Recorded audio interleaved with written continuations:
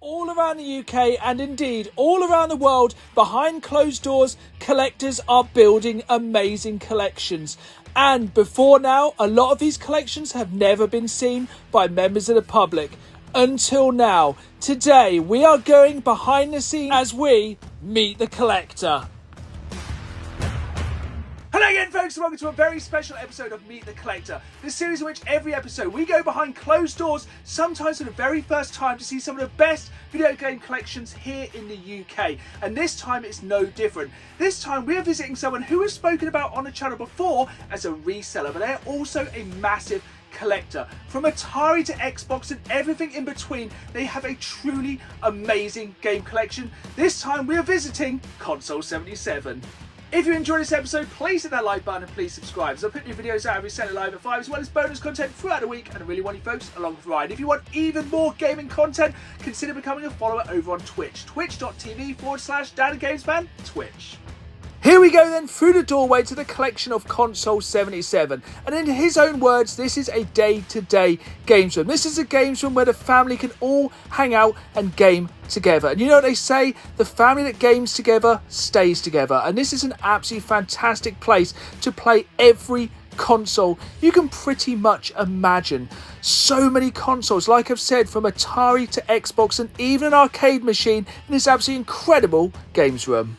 One of the first things you see as you enter this room is this massive wall of Simpsons Funko Pops. And I don't know what it is about these. I think it's the yellow skin that just makes these look so much cooler than any other Funko Pop. They just work well in the medium of the Simpsons. And scrolling around, we start to move onto the most important part of any games room. That is, of course, the games. The first games we come across are for the PlayStation 1. And this is a totally curated collection. Every game here is for a reason. It is all killer, no filler. It's all games that Console 77 wanted for his collection, and it is primarily retro. You're going to see a lot of Atari and a lot, and I do mean a lot, of Master System. Master System is his favourite console to collect for, and there are some very heavy hitting games here. A lot of homebrew games and a lot of Brazilian exclusive games, because remember, Brazil still release Master System games. It's absolutely crazy. And you can see Outrun here in all its glory on this TV. But what you cannot hear is the fact this Master System has an enhanced chipset. And the music of this thing was absolutely breathtaking. Much like this Master System collection, these are the cream of the crop, but not the whole of the Master System collection. This was super cool, taking pride of place above the TV, this original piece of video game art. Now, I can't remember the artist, but it was really cool, as well as this little ET shrine over here. As a massive fan of this iconic 80s movie, this definitely got my seal of approval. This game room was just decorated to such a high standard with so many things that I myself also love. Functionality is the most important factor with this games room. All of these consoles are set up, plugged in, ready to go. As I said earlier, this is a family games room. This is where the family meets up to play games, because at the end of the day, that is the most important thing about game collecting, playing the games. The games are made to be played, and this room is made for playing games. As I said, functionality here is key. Let's get into some consoles then, and starting off, some of the more common consoles. The SNES, the Dreamcast, the Wii, the GameCube, the stuff you see every day. Then we've got some more obscure consoles such as the GX4000, the Atari Jaguar, and trust me, this is just the tip of the iceberg. There may be some consoles here which you have never seen before. What I love about this games room is the juxtaposition. Here we have the PlayStation 5 next to the Master System, and next to that, one of the many splitters required to plug all of these consoles into the TV, because like I said earlier, this games room is all about functionality and playing games. And here you can see there is a small selection of games, but these are all games which are played, including Guitar Hero and Rock Band, and I just think that's super cool. A family that plays Rock Band and Guitar Hero together, it's just something I love to hear. Well as the massive selection of consoles in this room, there's also this incredible arcade machine which not only doubles up as a jukebox, it also doubles up as storage for this amazing selection of Atari 2600 games. Not a single inch of space is wasted in this absolutely incredible games room. But that's not all folks, this is only half of the collection, but more about that in a minute.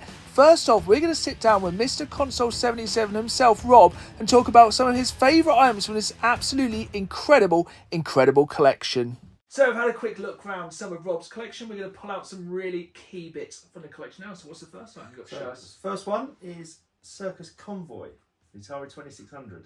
So that's a new release game? A fairly new release, and it's done by the guys who were Activision back in the days. And it's actually amazingly fast to play. Really? So it's kind of really pushing the 2600, which is one of my biggest collections. So that's why I'm a bit of a nerd for that. As soon as it came out, I pre-ordered it, and I got the signed version. Nice. And there's also a digital version as well. So, cool. Which you could only get straight from them. So these were sold off their own website. They're due to do another game. Nice. Do you know what it is yet, or? No, I haven't followed for a while, but you do get emails through going they've got something planned. Yeah. So hopefully it'll be out soon. It's good to see them keeping the old consoles alive. It's very good actually, yeah, and they're pretty good because if you email them like questions, it's the actual guys replying. Nice. So that's really cool. It's kind of a little throwback Definitely to the early 80s. A nice new old game. New old game, which I don't have many of. You know, I don't tend to buy much like that at all. But the 2600, it was because of who it was making it. I thought that was a good option. Real historical game. Yeah, yes, definitely. So yes, that's my new prime piece, really. I'd say. Yeah. So if I grab something else along the Atari 2600 line, so this. This is an interesting one. We had a little talk about this one. Didn't we? So this is only available like this from Australia. And the story for this was actually I happened to be on holiday in Australia. Did you just empty the suitcase, just refill it as you came back? Pretty much, yeah. And just wandered into a record shop, funny enough, and they had a few sort of second-hand bits and pieces and just a cabinet tucked at the bottom behind the counter. And I just chatting to the guy, what else you got? And I was like, I really like, he had 2 odd Atari console cartridges. Yeah. I think it's like Combat and Space Invaders. Very good. Just the classics. Yeah. And I was like, oh, you not got anything else? It's like, oh, pull this out from behind the counter. Well, I've got this, and I've not done anything with it yet. And it cost me $10. Wow. Which is about £5. Yeah. And it's still. That's nice inside, isn't it? Hardly used, still got the instructions, and yeah, so it's the games I've got anyway. But it was just it's that packaging. Really nice. It's a real classic back Activision. side of it. But yeah, classic Activision. So again, linking back to the last game, back to Activision. But just it was one of those things you couldn't not. No, especially for that price. Especially being in Australia at the time. Yeah, and it's like of all the things souvenirs to get. Yeah. You can't beat a bit of retro gaming. Yeah. What have we got next? So, my very small collection Mega CD. is Mega CD, yes. Yeah. And this is one game that I had years ago. Did you have it originally? Not on the Mega CD. No. So, PC? I think I had it on PC. Yeah. Yeah, and I always remembered it was a great game. And then just the years of having a PC that can play games long gone. Yeah. And when I picked up the Multi Mega, which you saw, this was the game I was trying to find.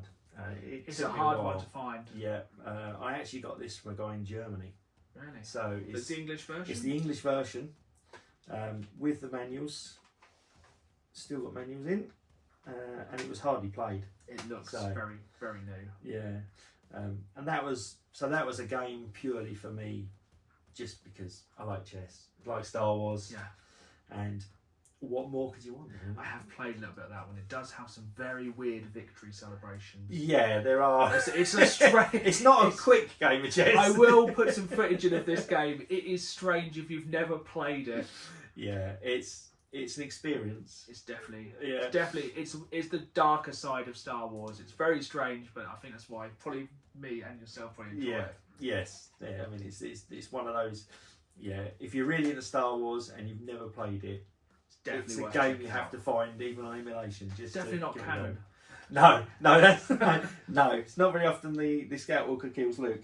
No, especially C-3PO's yeah endings of games are strange. Yeah, so but that's a classic game. Definitely. And then my other big collection's Master System. And as I'm old, Master System cards. Something you do not see very often at all. No, so this one was a German release and it actually has the manual. Even harder to find complete with a manual. It's hard to find boxed, even harder to find complete with a manual. Hard to find just the cards now. Yeah, and so this one, I mean the game is not great.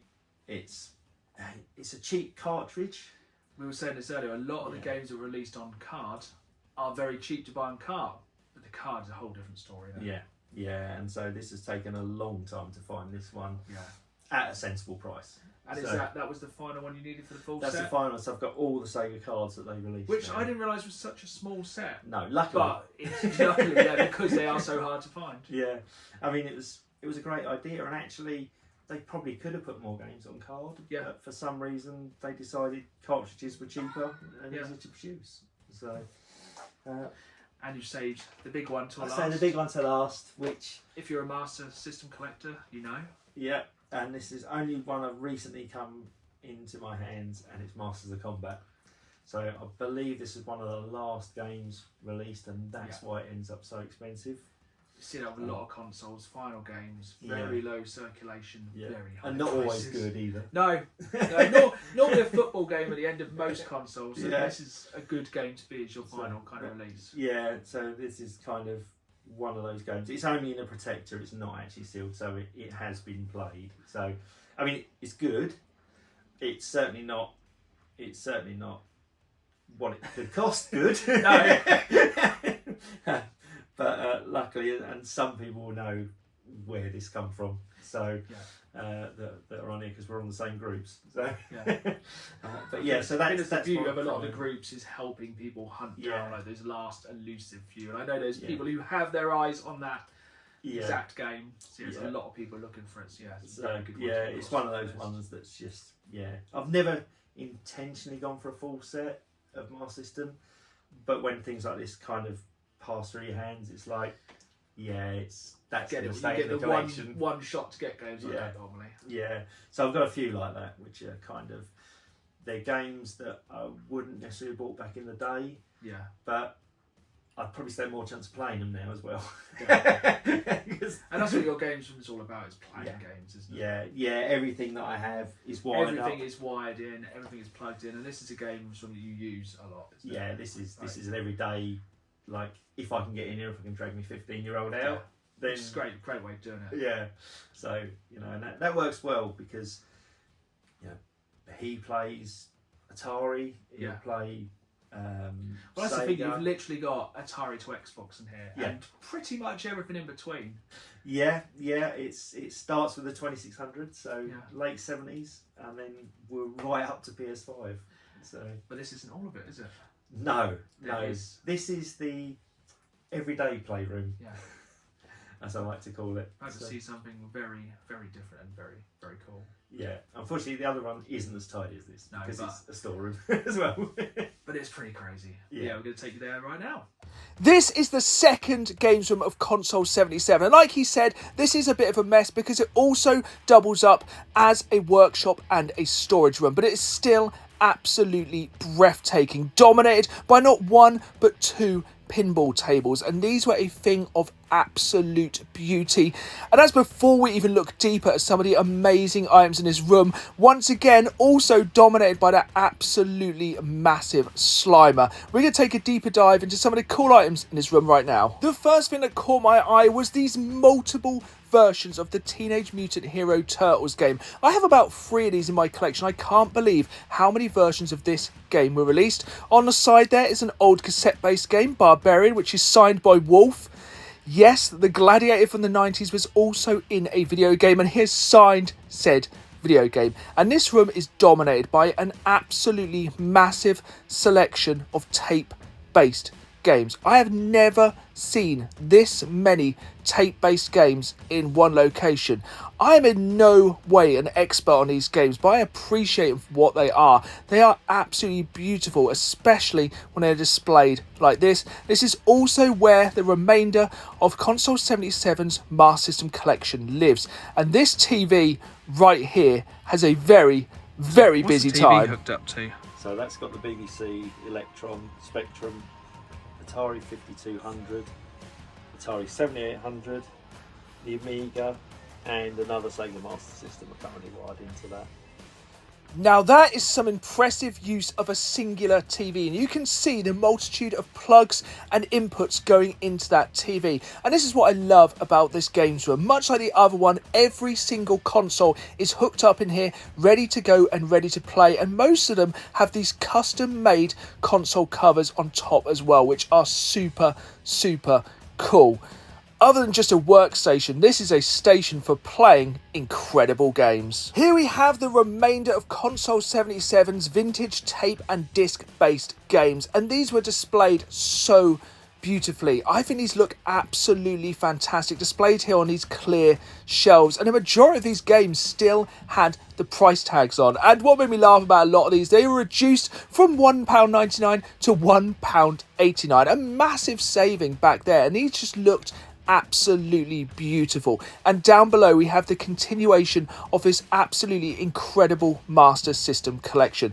It's not very often I meet somebody with a passion such as Console 77 for collecting for the Master System. I just feel it's a console that so many people sleep on, so I'm so happy to see it get a lot of love here in Console 77's collection. And this game really stood out. Echo the Tides of Time, which was only released once again in Brazil. But we ain't done yet, folks. We're going to take a deep dive into some wrestling games for some of these older, more obscure systems which I've never seen before. As a wrestling fan, Console 77 has a very, very impressive collection of retro wrestling games, and some I guarantee you've never seen before. Okay, so these two, which are part of our small wrestling collection of games, randomly, it's an Amiga version, but it's one of the few games that actually was enhanced for the 1200. So I'm a big wrestling fan, but I've never seen that one before. Yeah, it was. I couldn't even tell you where I got that from because I don't know. it's one of those things I seem to have accidentally bought at some point in the past. these things happen with collections. Yeah, the Atari ST version. Unfortunately, I haven't got the VHS tape. It's a that shame. goes with it. Do you know what tape it is? It was just a random. Just a random wrestling show. I mean, I ended up with some instructions. Yeah, even though it's a space. But yeah, but not. Yeah, I think it was just like a random selection of matches. Yeah, because you see the smaller versions you've got like on the top shelf there. They're fairly common. It took me a long while to find one of those complete with the pin badges and everything. Which the pin badges are absolutely fantastic. Yeah, I don't think I've got them in here. No, I haven't. So yeah, mine are actually in my son's little cabinet displays. Yes, he's a big wrestling fan. Yeah. So it's a small one, and then I managed to pick up something really random in the wrestling games, which is an Atari XE disc. What? I don't even know what that is.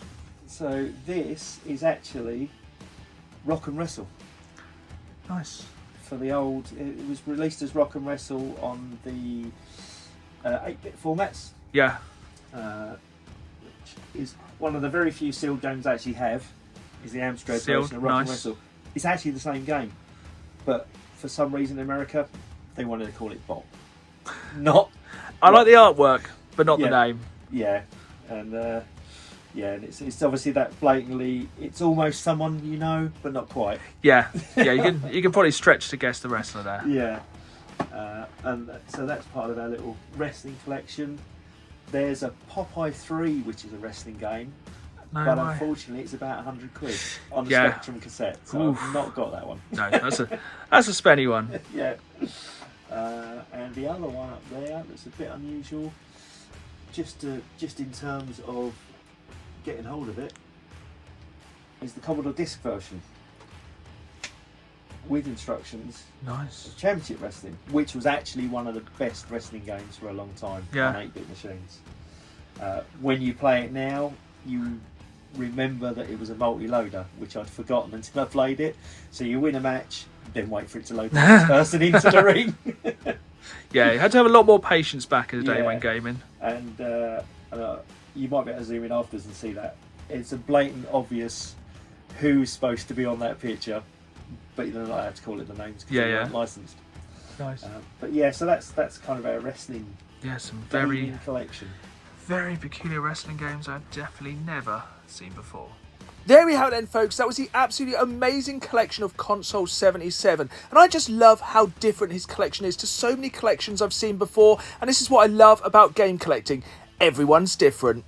There we have it then, folks. That was the amazing collection of Console 77. From Atari to Xbox and everything in between. That is one of the most varied collections I've ever seen. And thank you once again to Rob for showing us his amazing collection. I hope you've enjoyed this video. If you did, hit that like button, subscribe, and who knows, maybe next time we'll be going behind closed doors to your collection here on Meet the Collector. See you all soon.